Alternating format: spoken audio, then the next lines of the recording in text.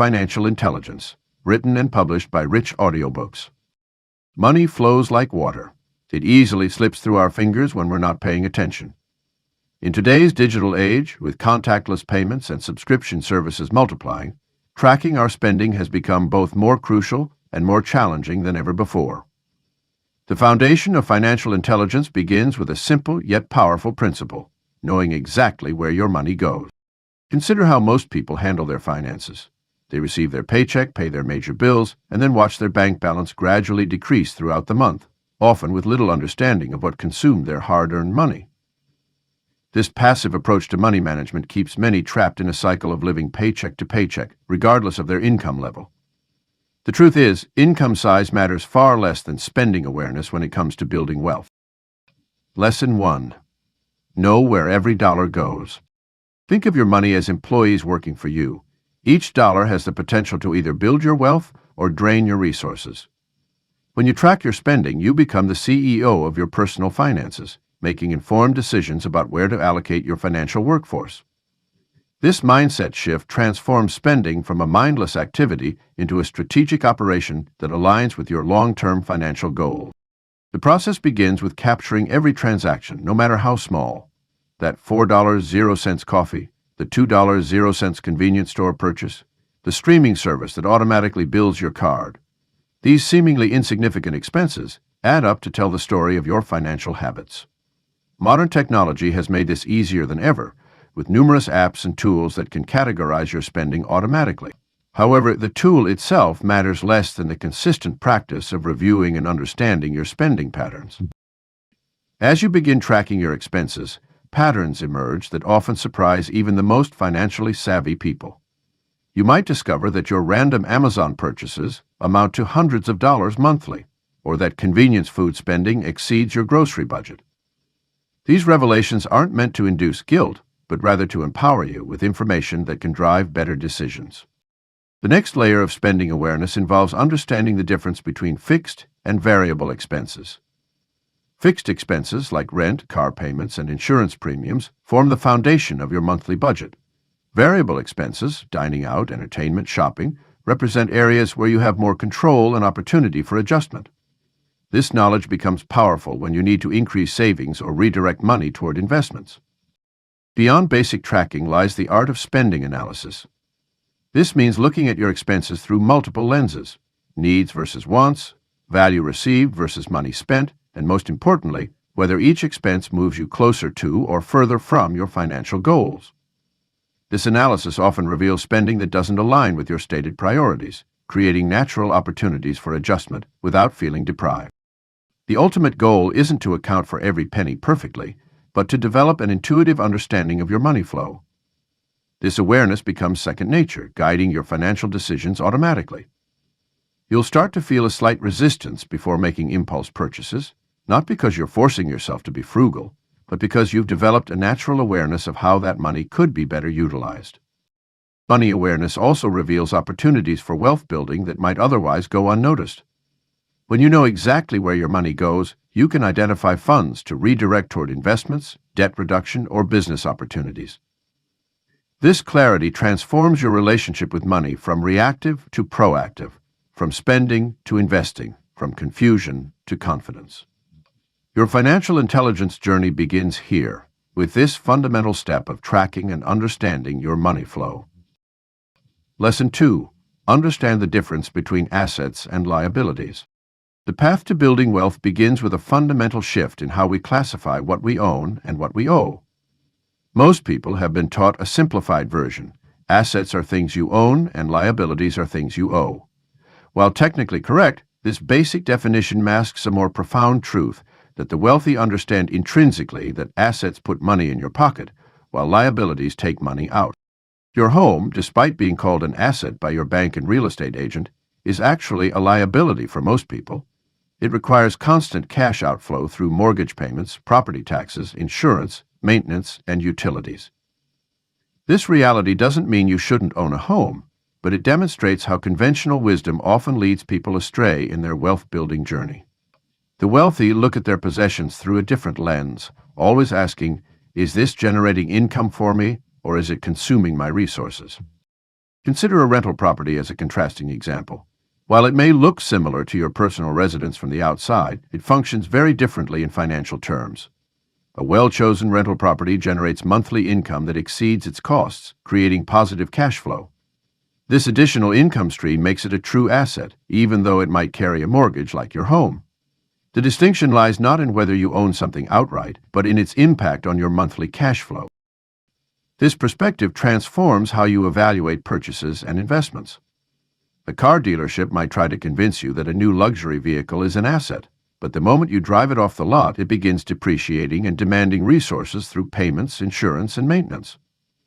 On the other hand, a delivery van used in a business that generates revenue becomes an asset, despite being a less prestigious vehicle. Wealthy build their fortunes by accumulating assets that generate passive income, stocks that pay dividends, businesses that create profit, real estate that produces rent, and intellectual property that earns royalties. They understand that true financial freedom comes not from collecting expensive possessions, but from owning things that generate consistent cash flow without requiring their direct labor. Converting liabilities into assets requires creativity and strategic thinking. A spare room in your house that normally costs you money can become an asset when rented out through platforms like Airbnb. A car that typically drains your resources can become an asset when used for ride-sharing services. Even knowledge and skills that you've developed can become assets when packaged into online courses or consulting services. The first step in this transformation is conducting an honest assessment of everything you own and owe. Create 2 columns and categorize each item based on whether it consistently puts money in or takes money out of your pocket. This exercise often reveals surprising insights about our possessions and helps identify opportunities to convert resource-draining items into income-generating assets. The goal isn't to eliminate all liabilities. Some, like your primary residence, might be necessary for your lifestyle. Instead, the objective is to gradually shift your balance sheet toward assets that generate positive cash flow. Start small by identifying one liability you can convert into an asset, or by investing in your first income-producing asset, even if it's just a dividend-paying stock, or a small rental property. Building wealth isn't about accumulating more liabilities disguised as assets. It's about strategically acquiring and creating true assets that generate passive income while minimizing unnecessarily liabilities. This fundamental understanding separates those who build lasting wealth from those who merely appear wealthy while struggling to maintain their lifestyle. Your financial intelligence grows significantly when you can look at any possession or opportunity and instantly recognize whether it will ultimately enrich or drain your resources. Lesson 3. Learn how interest works for and against you. Interest is the silent force that can either build or destroy wealth, yet most people fail to grasp its true power. Think of interest as money's ability to multiply itself, for better or worse. When working in your favor, compound interest creates a snowball effect that grows your wealth exponentially over time. When working against you, it becomes a financial quicksand that pulls you deeper into debt with each passing month. The fundamental principle of compound interest lies in its ability to generate earnings not just on your initial investment, but also on all accumulated interest from previous periods. This creates a powerful acceleration effect that Albert Einstein allegedly called the eighth wonder of the world. Consider a simple example. $10,000, 0 cents, invested at 7% annual return, will grow to $19,672, 0 cents after 10 years through compound interest. However, the same $10,000, 0 cents growing at simple interest, would only reach $17,000, 0 cents. This difference becomes even more dramatic over longer periods. On the flip side, interest working against you through debt can be equally powerful but devastatingly destructive. Credit card debt at 18% APR doesn't just cost you 18% of your balance each year. It compounds monthly, meaning you're paying interest on previous interest charges. A $5,000 0 cents credit card balance at 18% APR, with only minimum payments made, could take over 30 years to pay off and cost more than $15,000, 0 cents in interest alone. The Rule of 72 provides a quick way to understand how long it takes money to double at different interest rates. Simply divide 72 by the interest rate to find the approximate number of years required. At 8% interest, money doubles in 9 years, /8 equals 9. At 6%, it takes 12 years. This rule works both ways. It can show how quickly debt can double if left unpaid, or how quickly investments can grow when properly managed. Banks and financial institutions understand these principles intimately and profit from the spread between what they pay depositors and what they charge borrowers. While they might pay 1% interest on savings accounts, they lend that same money out at 5%, 10%, or even 20%, pocketing the difference. This understanding should motivate you to position yourself on the profitable side of interest whenever possible. To harness interest's positive power, start by eliminating high-interest debt, particularly credit card balances. Every dollar of high-interest debt eliminated is equivalent to earning that same interest rate on an investment, but with a guaranteed return. Once debt is managed, focus on investments that can generate compound returns through interest, dividends, and capital appreciation. Time amplifies the effects of interest exponentially. Starting to invest early, even with small amounts, can lead to significantly larger outcomes than waiting and investing larger sums later. A 25-year-old investing $200, 0 cents monthly at 7% return, could accumulate over $500,000, 0 cents by age 65. Waiting until age 35 to start would require more than double the monthly investment to reach the same goal. Understanding interest also means recognizing how inflation erodes purchasing power over time. Money earning 2% in a savings account while inflation runs at 3% is actually losing value in real terms. This knowledge should drive more strategic decisions about where to place your money for long-term growth that outpaces inflation. The mastery of interest principles transforms your approach to both saving and borrowing. It helps you recognize the true cost of financing purchases and the real opportunity cost of delayed investment. Armed with this understanding, you can make more informed decisions about loans, investments, and the timing of major financial moves. Every financial decision becomes clearer when viewed through the lens of compound interest's long-term effects. Lesson 4. Separate emotion from money decisions. Money and emotion are deeply intertwined in ways that can either propel us toward financial success or lead us down paths of destructive financial behavior. Our relationship with money often begins in childhood, shaped by our parents' attitudes, early experiences, and the messages we received about wealth. These emotional blueprints influence every financial decision we make, whether we're aware of it or not. The first step in separating emotion from money decisions is acknowledging our emotional triggers. Some people spin when they're feeling down, using retail therapy as a temporary mood boost. Others might hoard money out of fear, missing opportunities for growth investments. By identifying these patterns, we can begin to recognize when emotions are driving our financial choices rather than logic and strategy. Our brains are wired with cognitive biases that can cloud financial judgment. Loss aversion, for instance, makes us feel the pain of losing money more intensely than the pleasure of gaining the same amount. This can lead to holding on to losing investments too long or avoiding beneficial risks altogether. The anchoring bias causes us to fixate on a specific number or past price, preventing us from seeing the current reality of a financial situation. Creating a personal money philosophy serves as an emotional circuit breaker. This involves developing a clear set of principles that guide financial decisions before emotions run high. For example, deciding in advance that you'll never invest more than 5% of your portfolio in a single stock, or committing to waiting 48 hours before making any purchase over $500. 0 cents. These predetermined rules act as a buffer between impulse and action. The discipline of delayed gratification is crucial in building emotional resilience around money. Research shows that the ability to postpone immediate rewards for larger future benefits correlates strongly with financial success. This skill can be strengthened like a muscle, starting with small decisions and gradually working up to bigger ones.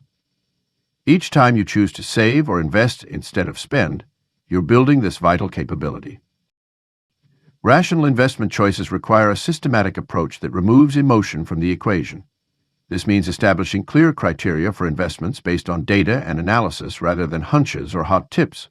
It involves creating a diversified portfolio aligned with your goals and risk tolerance, then sticking to your strategy regardless of market emotions. When others are panicking during a market downturn, your system keeps you focused on long-term objectives. Building a money decision framework involves creating a series of questions and checkpoints that every financial decision must pass through. This might include asking whether a purchase aligns with your values, how it impacts your long-term goals, and whether you'd make the same choice if you slept on it first. The framework should be simple enough to use regularly, but thorough enough to catch emotionally driven decisions before they happen.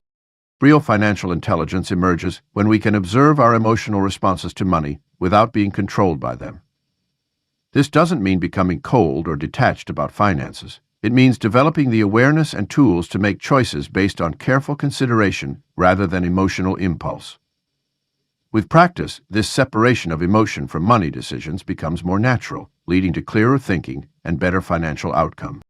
The most successful investors and money managers aren't those who have no emotions about money. They're the ones who have learned to recognize and manage their emotions effectively.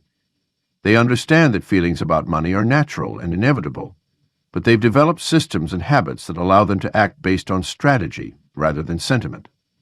This emotional intelligence around money becomes a powerful asset in building and preserving wealth. Lesson 5. Save to invest, not just to save.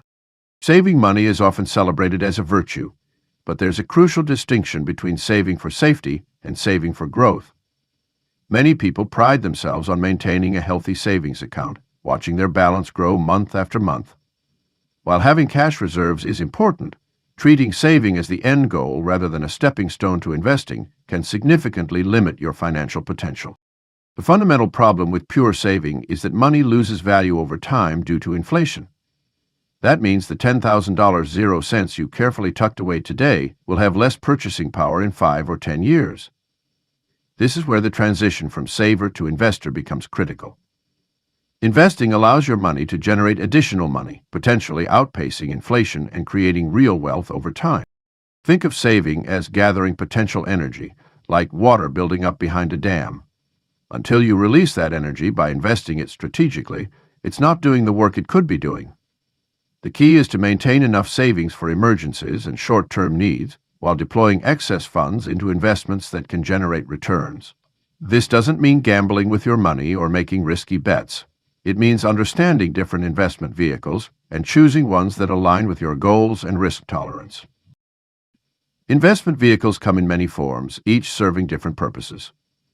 Stocks represent ownership in companies and can provide both growth through price appreciation and income through dividends. Bonds offer more stable returns through regular interest payments. Real estate can provide rental income and appreciation over time. Index funds and ETFs offer diversification across many investments in a single package. The key is not to choose just one, but to understand how different investments work together in a portfolio. Your journey from saver to investor starts with education and small steps. Begin by learning about basic investment concepts and different asset classes. Start investing small amounts regularly while maintaining your saving habit. This approach, known as dollar-cost averaging, helps reduce the impact of market volatility and builds the habit of investing consistently. As your knowledge and confidence grow, you can adjust your strategy and explore more sophisticated investment options. Risk management is an essential part of this transition. Every investment carries some level of risk, but understanding and managing these risks is what separates successful investors from gamblers. Start by assessing your risk tolerance. How comfortable are you with the possibility of losing money in the short term for the potential of greater gains in the long term? Your age, income stability, and financial goals all play a role in determining appropriate risk levels. Creating an investment strategy doesn't mean you stop saving altogether. Instead, think of it as a balanced approach where saving and investing work together. Your strategy might include maintaining 3 to 6 months of expenses in easily accessible savings, while investing additional funds for long-term growth. This approach provides both security and opportunity for wealth building. The shift from saver to investor represents a fundamental change in how you think about money.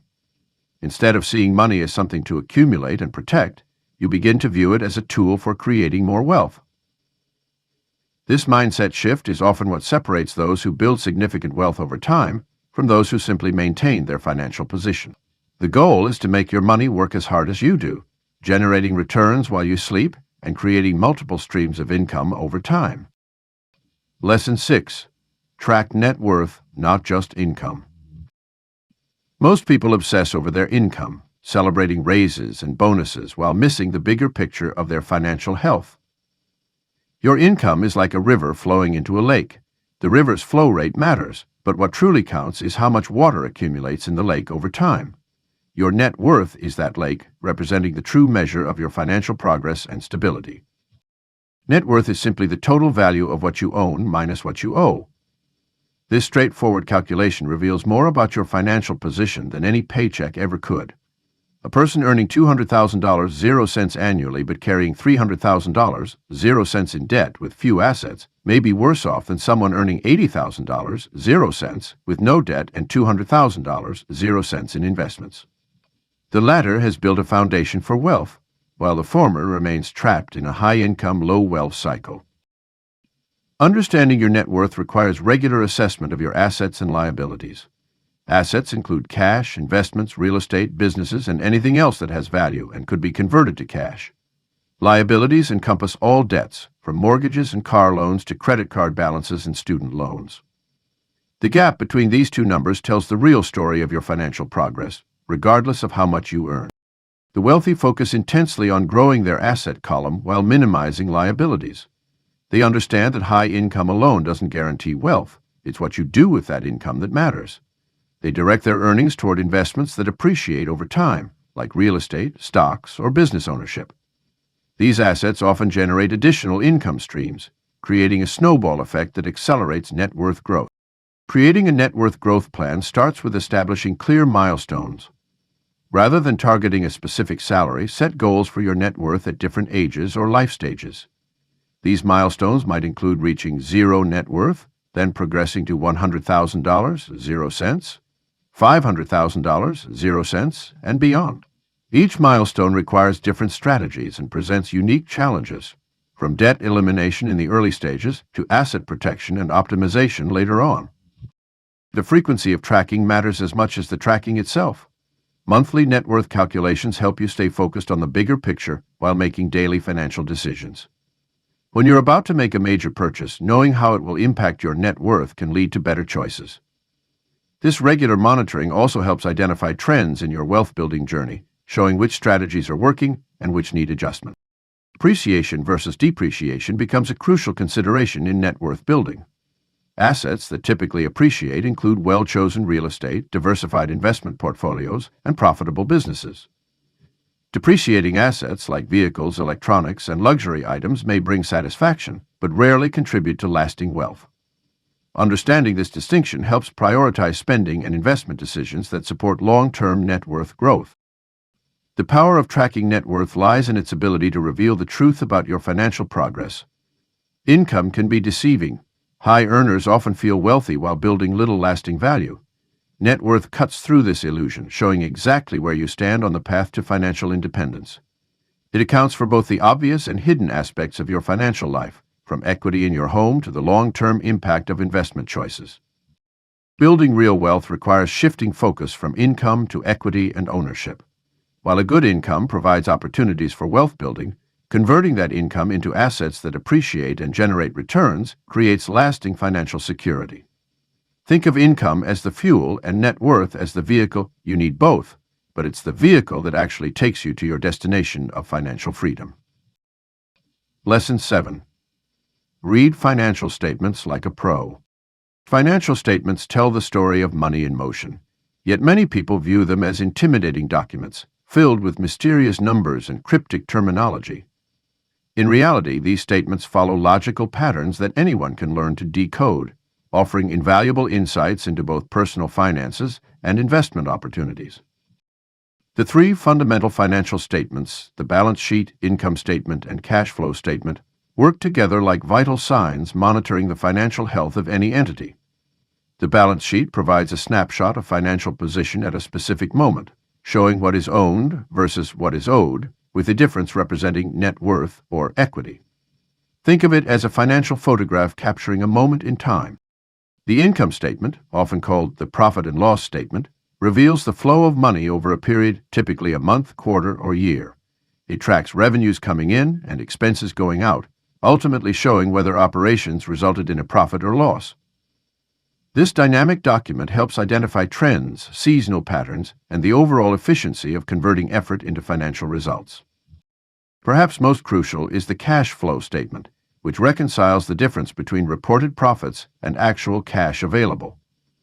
Many profitable businesses have failed due to poor cash flow, just as many people living paycheck to paycheck earn healthy incomes. This statement reveals the timing of money movements and helps predict future liquidity needs. When reviewing these statements, certain ratios provide quick insights into financial health. The current ratio, current assets divided by current liabilities, indicates ability to meet short-term obligations. The debt-to-equity ratio reveals leverage and risk levels. Profit margins show efficiency in converting revenue to bottom-line results. These metrics, while simple to calculate, offer powerful diagnostic tools. For personal finances, these same principles apply on a smaller scale. Your personal balance sheet lists everything you own versus everything you owe. Your personal income statement tracks your earnings against expenses, and your personal cash flow statement ensures you can meet obligations as they come due. Regular review of these statements helps identify trends, spot potential problems early, and make informed decisions about spending, saving, and investing. When evaluating investment opportunities, whether in stocks, real estate, or business ventures, these financial statements become your analytical foundation. They reveal not just current performance, but also potential red flags. Declining margins, increasing debt levels, or deteriorating cash flow might signal trouble ahead. Conversely, improving metrics can identify promising opportunities before they become obvious to the broader market. Reading financial statements effectively requires understanding context and asking probing questions. Why did certain numbers change significantly? What external factors might impact future performance? Are accounting policies aggressive or conservative? The stories behind the numbers often matter more than the numbers themselves. The ability to read financial statements transforms abstract money concepts into concrete decision tools. It provides the analytical framework to evaluate opportunities, monitor progress, and make informed choices about your financial future. While mastering financial statements takes practice, the fundamental principles remain consistent across applications. This skill amplifies your ability to build and protect wealth while avoiding costly mistakes that come from operating on incomplete information. Lesson 8. Know your credit score and how to fix it. Your credit score is more than just a number. It's a key that can unlock financial opportunities or become the barrier that holds you back. This three-digit number influences everything from the interest rates you'll pay on loans to your ability to rent an apartment or even land certain jobs. Understanding how credit scores work and taking control of yours is a fundamental aspect of financial intelligence. The modern FICO credit score ranges from 300 to 850, with higher scores indicating better creditworthiness. This score is calculated using 5 main components: payment history, 35%, credit utilization, 30%, credit mix, 10%, and new credit, 10%. Payment history carries the most weight because it directly demonstrates your reliability in paying back what you borrow. Missing even a single payment can significantly impact your score and take months or years to recover from. Credit utilization, the second most important factor, measures how much of your available credit you're using. Think of it as a stress test for your financial habits. Using more than 30% of your available credit sends a warning signal to lenders that you might be overextended. This is why maxing out credit cards, even if you pay them off monthly, can hurt your score. The solution is to either use less credit or request higher limits to improve your ratio. Your length of credit history tells lenders how experienced you are at managing credit. This is why financial experts often advise against closing old credit cards, even if you rarely use them. Each account contributes to your average credit age, and older accounts generally help boost your score. The credit mix looks at the variety of credit types you manage, from credit cards to car loans and mortgage. While you shouldn't take out loans just to diversify, having experience with different types of credit can demonstrate your ability to handle various financial obligations. Improving your credit score requires a strategic approach and patience. Start by obtaining your credit reports from all 3 major bureaus, Equifax, Experian, and TransUnion. You're entitled to 1 free report annually from each bureau through annualcreditreport.com. Review these reports carefully for errors, which are more common than most people realize. Dispute any inaccuracies you find directly with the credit bureaus, as these mistakes could be unnecessarily dragging down your score. For those with damaged credit, the path to recovery begins with consistent, on-time payments. Set up automatic payments for at least the minimum amount due on all your accounts to ensure you never miss a due date. If you're struggling to keep up with payments, Contact your creditors immediately to discuss hardship programs or payment arrangements. Many lenders would rather work with you than have you default on your obligation. Building positive credit history can be challenging if you're starting from scratch or rebuilding after financial difficulties. Secured credit cards, which require a cash deposit as collateral, can be an excellent tool for establishing or repairing credit. Another option is becoming an authorized user on someone else's credit card, but choose carefully. Their payment history will affect your credit score. Credit repair companies promising quick fixes are often scams. There's no legitimate way to instantly remove accurate negative information from your credit report. True credit improvement comes from developing responsible financial habits and allowing time for negative items to age off your report. Most negative information stays on your credit report for 7 years, while bankruptcies can remain for up to 10 years. However, the impact of negative items diminishes over time, especially if you're actively building positive credit history. Your credit score is a reflection of your financial habits and reliability. By understanding how it's calculated and taking deliberate steps to improve it, you're investing in your financial future. A strong credit score can save you thousands of dollars in interest over your lifetime and open doors to opportunities that might otherwise remain closed. Lesson 9. Avoid bad debt like the plague. Not all debt is created equal, and understanding the distinction between productive and destructive debt can mean the difference between financial freedom and perpetual struggle. Bad debt is any borrowed money that doesn't generate income or increase in value. It's the silent wealth killer that keeps millions trapped in financial mediocrity. Credit card debt stands as perhaps the most insidious form of bad debt, with interest rates often exceeding 20% annually. When you carry a credit card balance, you're effectively agreeing to pay significantly more for everything you purchase. That $100 0 dinner could end up costing $150 0 or more once interest accumulates. This compounds month after month, creating a financial burden that can take years to eliminate. Consumer loans for depreciating assets represent another form of wealth-destroying debt. Taking out a loan for a new car, furniture, or electronics means you're paying interest on something that loses value the moment you acquire it. The combination of depreciation and interest creates a double negative effect on your wealth position. Instead of building assets, you're funding liabilities, with future earnings that haven't even materialized yet. Payday loans and high-interest personal loans are perhaps the most dangerous forms of bad debt. With annual percentage rates that can exceed 400%, these predatory lending products can trap borrowers in an endless cycle of debt. What starts as a small loan to cover an emergency can spiral into months or years of payments that far exceed the original borrowed amount. The psychological impact of bad debt extends beyond the financial burden. It creates stress, limits options, and can prevent you from taking advantage of opportunities that require capital or good credit.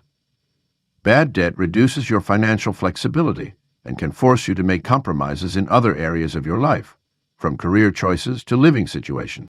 To protect yourself from bad debt, establish clear guidelines for when borrowing money makes sense. Good debt typically involves investments in assets that appreciate or generate income, like a mortgage for a rental property or a business loan for expansion. These debts can be self-liquidating, meaning the asset purchased generates enough income to cover the debt payments and potentially create additional profit. Creating an emergency fund serves as your first line of defense against bad debt. Having 3 to 6 months of living expenses saved means you won't need to resort to credit cards or high-interest loans when unexpected expenses arise. This buffer provides peace of mind and maintains your financial integrity during challenging times. When you do take on debt, structure it intentionally. Negotiate the best possible interest rates, understand all terms and conditions, and have a clear repayment strategy before signing any agreements. If you currently have bad debt, prioritize its elimination using either the avalanche method, highest interest first, or the snowball method, depending on what motivates you more. Avoiding bad debt isn't about never borrowing money. It's about being strategic with leverage. The wealthy often use debt to their advantage, but they do so by ensuring the return on investment exceeds the cost of borrowing. They understand that the key to building wealth isn't just earning more money, it's protecting what you have from the erosive effects of poor financial decisions. Think of bad debt as a financial disease that can infect your entire economic well-being. Just as you would take precautions to protect your physical health, implement systems and habits that shield your financial health from the plague of bad debt. Your future wealth depends on the borrowing decisions you make today. Lesson 10. Know your wealth number. What makes you free? Understanding your personal wealth number is one of the most transformative aspects of financial intelligence. This number represents the amount of money you need to achieve financial freedom, the point where work becomes optional and your assets generate enough income to sustain your desired lifestyle.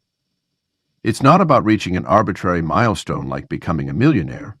It's about calculating the specific figure that grants you true financial independence. Your wealth number stems from a simple yet powerful calculation: your annual expenses multiplied by 25, assuming a 4% withdrawal rate. This formula is based on extensive research showing that a diversified investment portfolio can typically sustain a 4% annual withdrawal rate without depleting the principal over the long term. For example, if your annual expenses are $60,000, 0 cents, your wealth number would be $1,500,000, 0 cents. This sum, properly invested, should generate enough returns to cover your expenses indefinitely. However, determining your wealth number requires more than just multiplication. You must first gain absolute clarity on your lifestyle costs and desired standards of living. This means examining everything from basic necessities to aspirational spending, healthcare costs, and potential major life changes. Many people discover they need less than they initially thought once they distinguish between authentic needs and socially induced wants. The wealth number concept also forces you to confront important questions about your life goals. Do you want to travel extensively, start a business, support charitable causes, leave a legacy for your children? Each of these choices impacts your required wealth number. Some people might need $5 million, 0 cents, to feel truly free, while others could achieve their version of freedom with $800,000, 0 cents. There's no universal right number, only the number that aligns with your personal vision of financial freedom. Your wealth number should account for inflation and potential changes in expenses over time. While the 4% rule generally factors in inflation, you might want to build in additional buffers for peace of mind. Consider also that some expenses might decrease in retirement, like commuting costs, while others could increase, such as health care. A dynamic wealth number that adjusts for these variables provides a more realistic target. The path to reaching your wealth number becomes clearer once you've identified it. You can work backward to determine required monthly savings, investment returns, and timeline. This specificity transforms vague financial goals into concrete action steps. Instead of merely saving as much as possible, you can now create a precise strategy to achieve your target. Understanding your wealth number also helps prioritize financial decisions. When faced with spending choices, you can evaluate them against their impact on reaching your number. A $30,000 0 cents car purchase isn't just about monthly payments, it's about delaying financial freedom by a specific amount of time. This perspective often leads to more intentional spending and investing decisions. Your wealth number might seem daunting at first, but remember that investment returns do much of the heavy lifting. Through compound growth, regular investing, and strategic asset allocation, even modest monthly contributions can grow significantly over time. The key is starting early and staying consistent with your wealth-building plan. The real power of knowing your wealth number lies in the freedom it represents. It's not about accumulating money for its own sake, but about creating options and opportunities in life. When you reach your number, you gain the ability to make decisions based on personal fulfillment rather than financial necessity. This might mean continuing to work because you enjoy it, starting a passion project, or dedicating time to causes you care about. Your wealth number represents the point where money becomes a tool for living rather than the reason for working. Lesson 11. Pay yourself first. Every time. The concept of paying yourself first stands as one of the most fundamental yet frequently overlooked principles of building wealth. This mindset shift transforms how you view your income and creates an automatic path to financial growth. Instead of waiting to see what's left over at the end of the month, treating your savings and investments as your primary bill changes everything. The moment your paycheck arrives, a predetermined percentage should automatically move to your investment and savings accounts. This isn't about being selfish. It's about prioritizing your financial future with the same importance as your current obligations. Think of it as paying your future self for the work your present self is doing. Your future self will thank you with compound returns and financial security. Many people make the mistake of trying to save what's left after spending. This approach rarely works because life has a way of expanding to consume available resources. When you flip this equation and remove your self-payment first, you naturally adapt your lifestyle to live on what remains. The human brain is remarkably adaptable, and you'll find creative ways to make it work with less available spending money. The mechanics of paying yourself first require automation. Set up automatic transfers that coincide with your pay schedule. If you're paid bi-weekly, arrange for transfers to occur the same day your paycheck hits your account. This removes the emotional element and the temptation to skip a month. Start with a percentage you can maintain, even if it's just 5%, and gradually increase it over time. As your income grows, boost your self-payment percentage before lifting your lifestyle. This principle becomes even more powerful when combined with tax-advantaged accounts. Your self-payment can flow into 401ks, IRAs, or health savings accounts, providing immediate tax benefits while building your wealth. These vehicles essentially give you an instant return through tax savings, making your self-payment work even harder. The psychology behind paying yourself first creates a powerful shift in how you view money. Instead of seeing savings as deprivation, you begin to see it as a reward. Your self-worth grows alongside your net worth as you consistently prioritize your financial future. This positive feedback loop reinforces good financial habits and builds momentum toward your goals. Consider the broader impact of this principle on your career decisions. When you consistently pay yourself first, you become more selective about how you earn money. You might pursue additional income streams, negotiate more effectively for raises, or start a side business. The habit of prioritizing your financial growth extends beyond just saving. It influences how you approach earning and investing. True success with paying yourself first requires treating it as non-negotiable. Just as you wouldn't consider skipping your rent or mortgage payment, your self-payment becomes a fixed obligation. During tough times, you might need to adjust the percentage, but maintaining the habit, even at a reduced level, preserves the psychological commitment to your financial well-being. This principle extends beyond just money. It applies to time and energy as well. Pay yourself first with personal development, health, and relationships. The same way you automate financial self-payment, schedule time for exercise, learning, and meaningful connections. This holistic approach ensures you're building wealth in all areas of life, not just your bank account. The true power of paying yourself first emerges over time. Those who master this principle often find themselves with substantial investment accounts, multiple income streams, and the freedom to make choices based on personal fulfillment rather than financial necessity. It transforms saving from a chore into a cornerstone of financial intelligence, creating a foundation for lasting wealth. Lesson 12. Make your money work harder than you do.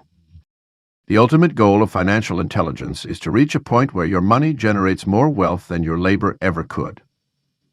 This principle separates the truly wealthy from those who remain trapped in the cycle of trading time for money.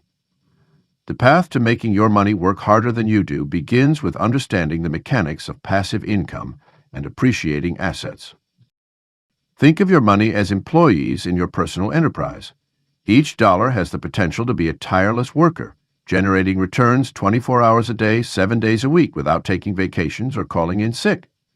The key is deploying these workers strategically across different departments of your wealth-building operation. Some dollars might work in the stock market, others in real estate, and still others in business investments or intellectual property. The wealthy understand that diversification isn't just about spreading risk, it's about creating multiple streams of income that work simultaneously. While you sleep, your rental property generates rent, your dividend stocks pay distributions, your business systems generate sales, and your intellectual property earns royalties. This multiplication of effort is what creates exponential wealth growth, far beyond what any single person could achieve through their own labor. Creating these self-perpetuating income streams requires initial effort and intelligent allocation of capital. Start by identifying opportunities where money can be deployed efficiently. Look for investments with proven track records of generating cash flow, appreciating in value, or ideally both. Real estate, for instance, can provide rental income while appreciating over time. Dividend-paying stocks from solid companies can offer both quarterly payments and potential capital appreciation. The concept of leverage plays a crucial role in making your money work harder. Leverage means using other people's time, money, or resources to multiply your results. This might involve using bank financing to purchase income-producing properties, hiring talented employees to run your business systems, or licensing your intellectual property to multiple users simultaneously. When properly managed, leverage can multiply your money's effectiveness without multiplying your personal effort. Technology and automation have created unprecedented opportunities for putting your money to work. Digital platforms allow for automated investment strategies, algorithmic trading, and passive business models that were impossible just a generation ago. These tools enable your capital to operate with efficiency and scale that manual efforts could never match. However, making your money work harder than you do doesn't mean becoming completely passive. It requires ongoing education, strategic thinking, and periodic reallocation of resources. Markets change, opportunities evolve, and successful wealth building requires adaptation. The key is ensuring that your intellectual effort focuses on high-level strategy rather than day-to-day labor. Consider the difference between building a business where you're the primary worker versus creating systems that generate revenue without your direct involvement. The former caps your income at the limits of your time and energy.